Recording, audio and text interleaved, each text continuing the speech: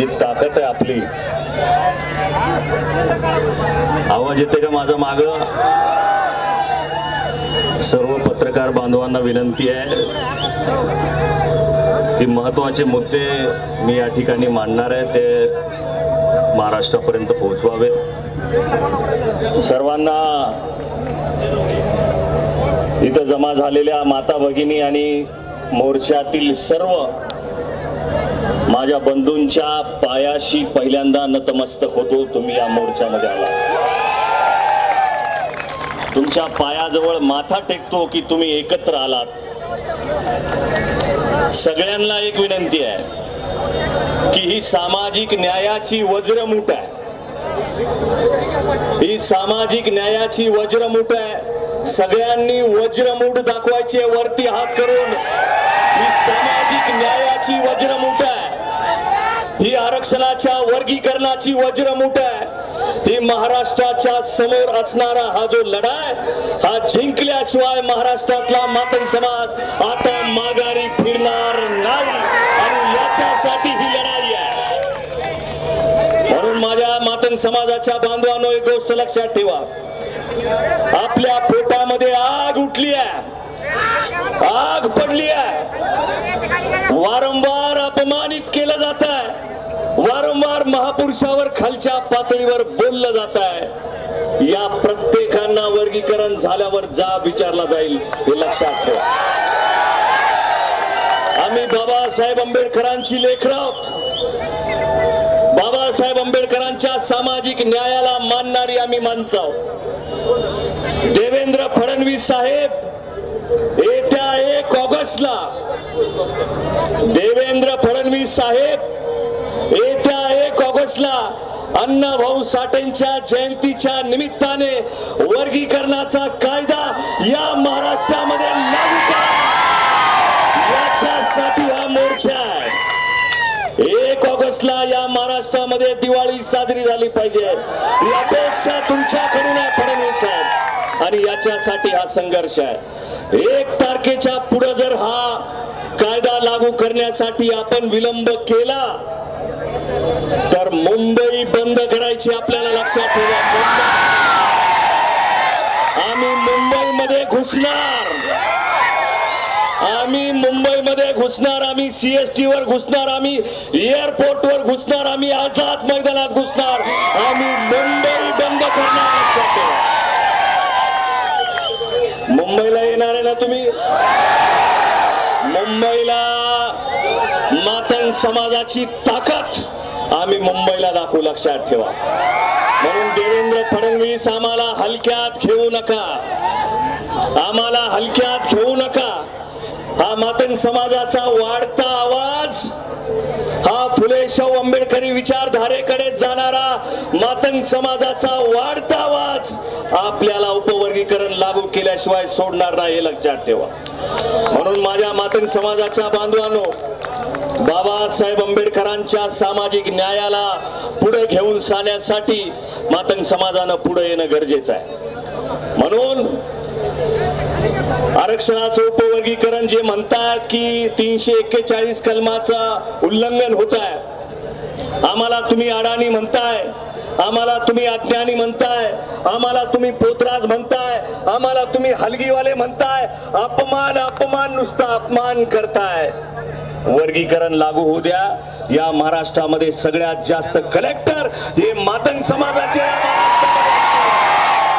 याच्यासाठी आमचा हा लढा आहे.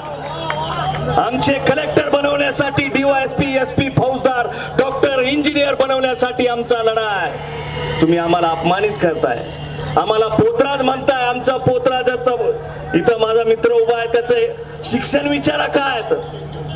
आम्हाला तुम्ही म्हणताय हलगीवाले. अरे तो आमचा वाद्य संस्कृतीचा भाग आहे, कुणालाही मिळालेला नाही. हलगी आमची स्वतःची वाद्य संस्कृती आहे, कुणालाही या महाराष्ट्रामध्ये स्वतःचं वाद्य नाही, ते फक्त मातंग समाजाकडे आहे. हे आमचं स्वतःचं वाद्य आहे, ही आमची स्वतःची रणहलगी आहे. छत्रपती शिवाजी महाराजांची लढाई सुद्धा आमची हलगी वाजल्याशिवाय चालू होत नव्हती. ती रणहलगी आमची. आम्हाला या व्यवस्थेनं पछाडलं, आम्हाला व्यवस्थेनं मागे सरकवलं. बाबासाहेब आंबेडकरांनी आम्हाला न्याय दिलेला आहे आणि त्या बाबासाहेब आंबेडकरांचे अनंत आमच्यावर उपकार आहेत आणि त्या उपकाराची परतफेड करण्यासाठी वर्गीकरण लागू झालंच पाहिजे. याच्यासाठी हा लढा आहे आणि या लढ्याला वेगळ्या मार्गाने नेण्याचा प्रयत्न वारंवार होतोय. चिखलफेक केली जाते, त्यांच्याकडे लक्ष द्यायचं नाही, त्यांना उत्तर द्यायचं. आपलं एकच टार्गेट आहे, वर्गीकरण. इकडं तिकडं बघायचं नाही, बिलकुल कुणाला उत्तर देत बसायचं नाही.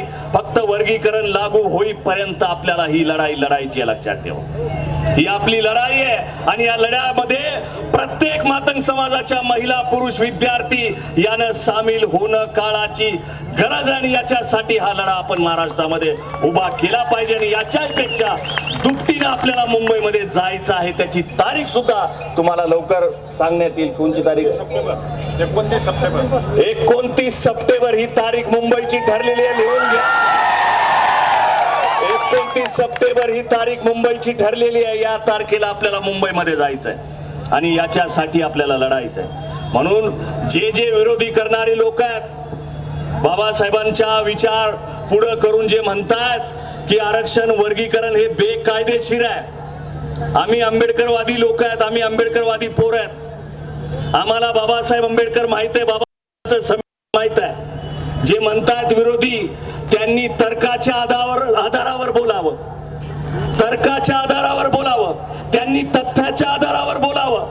त्यांनी सांगावं की वर्गीकरण हे चुकीचं आहे, आम्ही याच्यातून माघार घेऊ. तुम्ही सांगू शकत नाही. आम्हाला माहित आहे वर्गीकरण हा बाबासाहेब आंबेडकरांनी दिलेला न्याय आहे, म्हणून तुम्ही याला विरोध करू शकत नाही. तुम्ही म्हणताय की अनुसूचित जातीमध्ये विभाजन होत आहे, जाती जातीमध्ये फूट पडते. अरे बाबांनो, आरक्षणाचं वर्गीकरण याने कशा पद्धतीने फूट पडेल? काहीही बोलण्यासाठी अर्थ नाही. आरक्षणाचं वर्गीकरण हे सरकारनं आणि सुप्रीम कोर्टानं द्यायचं ठरवलंय, परंतु जातीचं वर्गीकरण हे विरोध करणारे वर्गीकरण समिती करत, हे लक्षात ठेवा. ही महाराष्ट्रातली जी वर्गीकरणचा विरोध करणारी समिती आहे, तुम्ही जाती जातीमध्ये विभाजन करत आहात हे आमच्या लक्षात येत आहे. हा वर्गीकरणाचा इतिहास हा महाराष्ट्राच्या समोर लिहिला जाईल तेव्हा तुम्ही विरोधी गटाच्या भूमिकेमध्ये असाल, हे लक्षात ठेवा. हा इतिहास या महाराष्ट्रामध्ये लिहिला जातोय. म्हणून माझ्या मातंग समाजाच्या बांधवांनो, घाबरून जायचं नाही, घाबरून जायचं नाही. ही लढाई आपली आहे. आरक्षण आपल्या हक्काचं आहे, आपल्याच बापाचं. लक्षात ठेवा, आरक्षण आपल्या हक्काचं आहे, आपल्याच बापाचं. म्हणून घाबरून जायचं नाही. हा लढा महाराष्ट्रामध्ये मोठ्या प्रमाणामध्ये याच्याही पेक्षा तीव्रतेनं लढला जाईल. जाता जाता एवढं सांगेल, आदरणीय बाळासाहेब आंबेडकर, आदरणीय बाळासाहेब आंबेडकर, आमची तुम्हाला विनंती आहे, हा वाद तुमच्या हातामध्ये मिटवणं. मी जाहीर सभेतून सांगत आहे की हा वाद मिटवणं तुमच्या हातामध्ये. आमची विनंती आहे, तुम्ही याच्यावर बोललं पाहिजे. तुमचं मौन हे वेगळं दर्शवत आहे. तुम्ही मौन बाळगू नका, बिलकुल मौन बाळगू नका. याच्यावर उत्तर द्या अशी अपेक्षा या सभेच्या माध्यमातून करतो आणि थांबतो. जय भीम, जय लहुजी, जय संविधान.